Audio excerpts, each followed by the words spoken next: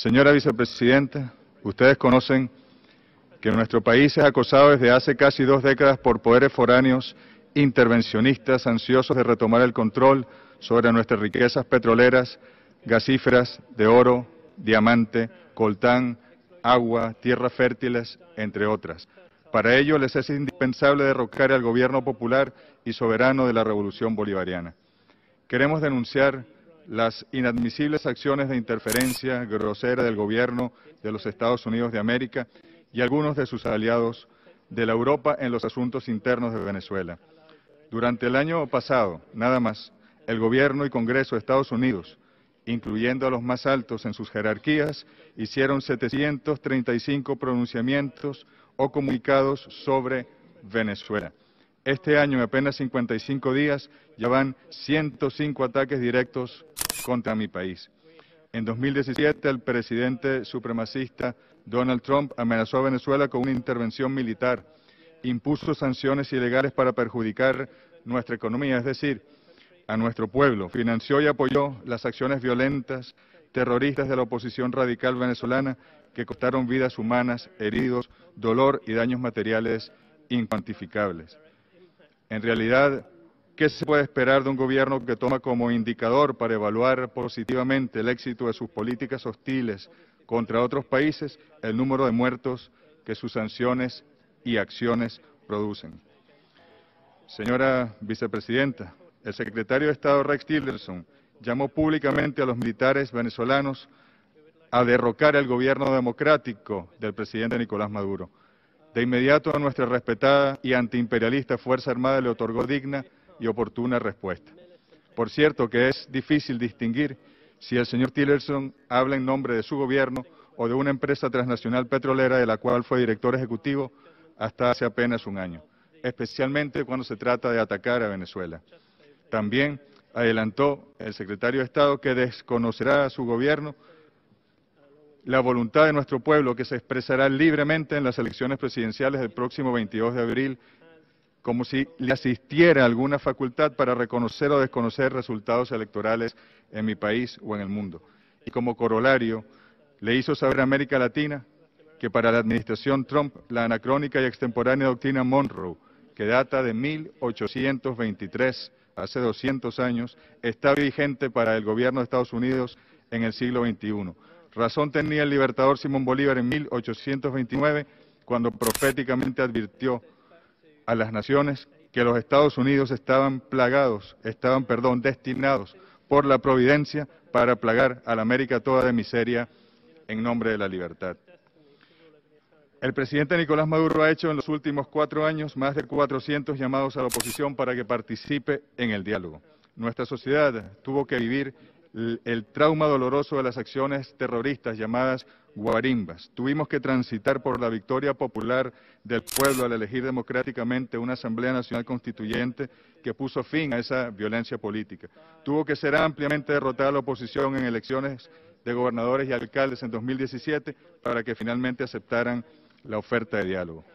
En Santo Domingo, República Dominicana, por voluntad del gobierno venezolano, se realizaron encuentros entre representantes del gobierno y de la oposición, que contaron con la facilitación del presidente Danilo Medina, del expresidente del gobierno del Reino de España, José Luis Rodríguez Zapatero, de los cancilleres de Chile, México, Bolivia, Nicaragua y San Vicente y las Granadinas. Estos diálogos tenían el propósito de alcanzar acuerdos para consolidar la democracia, la paz y la convivencia política, así como el respeto a los derechos humanos. Como resultado, se llegó efectivamente a un acuerdo entre el gobierno y la oposición, plasmado en el documento titulado Acuerdo de Convivencia Democrática por la Paz en Venezuela. Ambas partes alcanzaron puntos de encuentro en temas centrales. El 6 de febrero se organizó todo en Santo Domingo para la firma de este acuerdo. Los representantes de la oposición venezolana a última hora se negaron a firmarlo. Fue un inmenso desplante de irrespeto al pueblo de Venezuela, al presidente de República Dominicana y su gobierno, al expresidente Zapatero y a los cancilleres acompañantes. Y qué casualidad, al tomar esta decisión la oposición, el secretario de Estado de Estados Unidos estaba en Bogotá. Saquen ustedes sus propias conclusiones. En cambio, el presidente Nicolás Maduro instruyó a su delegación que firmase el acuerdo y se comprometió a cumplirlo en todas sus partes. Uno de los temas que se acordó es el relativo a las elecciones presidenciales que, según nuestra Constitución, deben realizarse este año y efectivamente se realizarán. El Poder Electoral cumplirá con el Acuerdo de Santo Domingo con absoluto rigor. La fecha, el 22 de abril, propuesta por la oposición, las condiciones, las mismas de la organización de las elecciones parlamentarias del año 2015, que por cierto ganó la oposición, las misiones de acompañamiento y observación electoral, se ha invitado a la Secretaría General de Naciones Unidas, el Centro de Expertos Electorales de América Latina, el CARICOM, la Unión Africana, el CEDEAO, entre otros. Los lapsos para la apertura del registro de electores dentro y fuera de Venezuela, solicitud también de la oposición.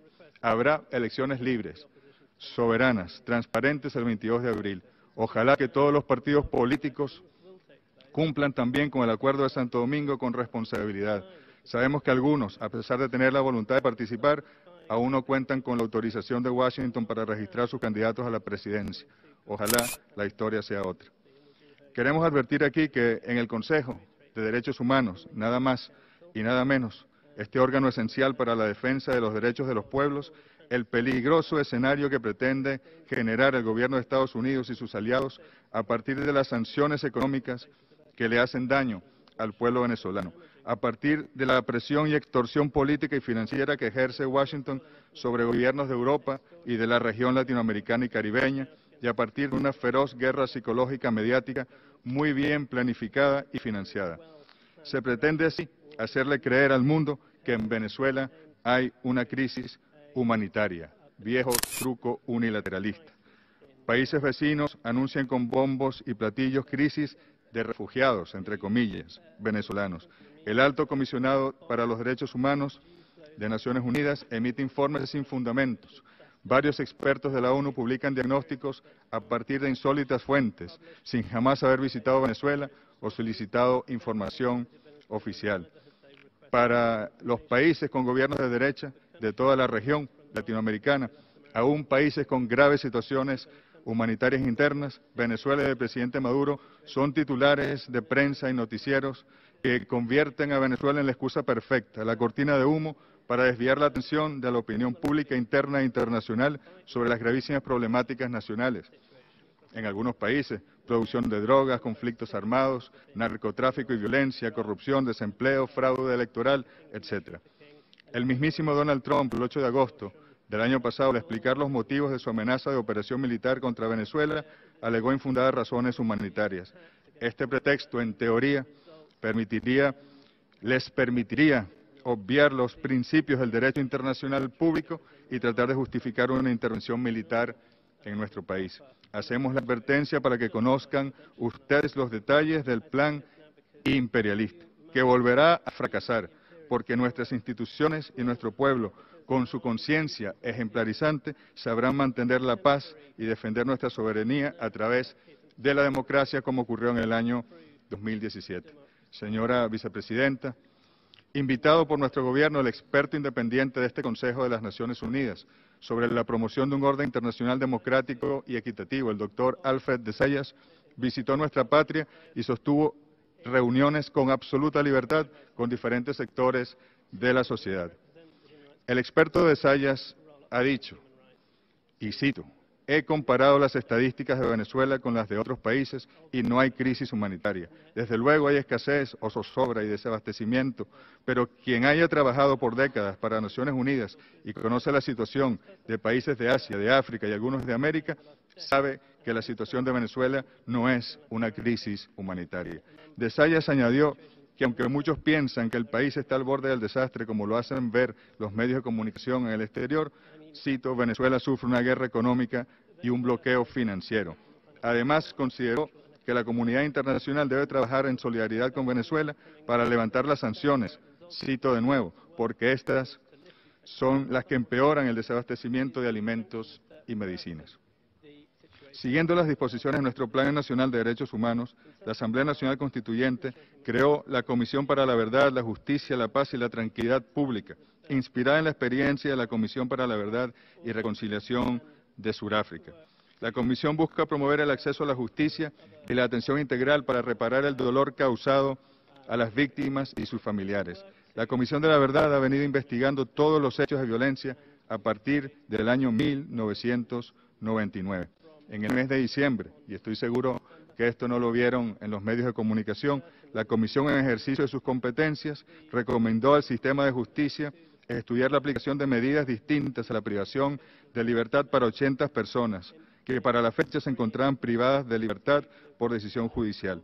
El sistema de administración de justicia, luego de revisar cada uno de los casos, otorgó la libertad con medidas cautelares a 69 personas, señaladas como presuntos responsables de los hechos de violencia política en 2017.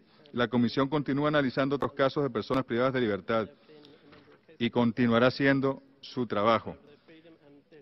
Ha hecho contactos con jóvenes que fueron detenidos y ha comprobado que fueron conectados a través de amigos y familiares que a su vez cumplían instrucciones de actores de la oposición. También que han recibido pagos para ejercer violencia política y recibido apoyo logístico para las acciones con armas no convencionales, bebidas alcohólicas, drogas.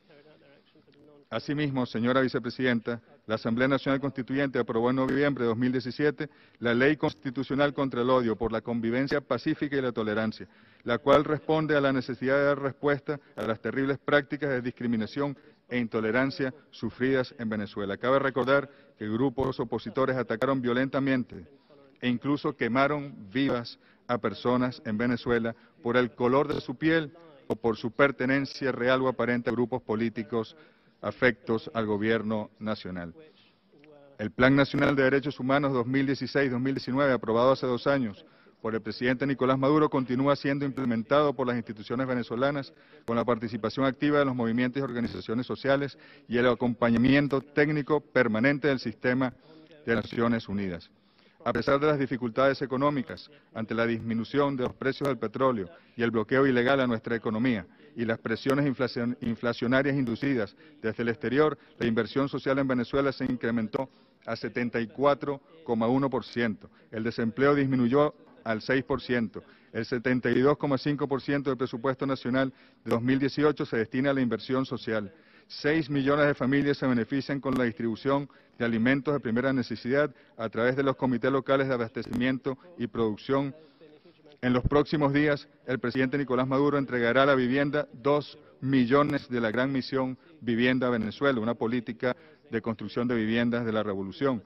Para luchar contra la inflación, el Gobierno Nacional aumenta varias veces al año el salario mínimo y las pensiones de nuestros adultos mayores. A partir de la tecnificación, registro de necesidades y políticas sociales, hemos logrado hacer transparente y eficiente el sistema de otorgamiento de subsidios directos, distribución de medicinas, asignación de viviendas, becas, ayudas a personas con discapacidad, ubicación de empleos productivos e incorporación del pueblo al sistema de misiones y grandes misiones, que son los programas sociales en Venezuela. En este año, el 70 aniversario de la Declaración Universal de los Derechos del Hombre, de los Derechos Humanos, Venezuela ratifica su compromiso con la garantía y defensa de los derechos humanos en este Consejo. Esperamos seguir trabajando en el fortalecimiento de su institucionalidad, también del mecanismo de exámenes periódicos universales. Debemos blindar este Consejo tan relevante ante las presiones e intervenciones de los países poderosos para influir en sus opiniones, informes y posiciones. Recordemos que el tema de los derechos humanos ha sido usado recurrentemente por países belicistas para justificar guerras e intervenciones y a su vez generar las condiciones para las peores violaciones de los derechos humanos. No podemos permitir que este Consejo ni ningún órgano de Naciones Unidas se convierta en una oficina de soporte y de aval de intenciones guerreristas y expansionistas. Los derechos humanos, su promoción, protección y garantía deben ser elementos sagrados para las Naciones Unidas. No podemos permitir que sean pretexto y excusa para más violencia y más violaciones, a su vez, de los propios derechos humanos. Sería un sacrilegio inaceptable para los pueblos y para la paz. Señora Vicepresidenta, desde la tierra de Simón Bolívar y Hugo Chávez, les agradecemos la atención. Cuenten ustedes con el presidente Nicolás Maduro y con el pueblo de Venezuela para que este Consejo se fortalezca y se consolide en defensa de la humanidad. Muchas gracias.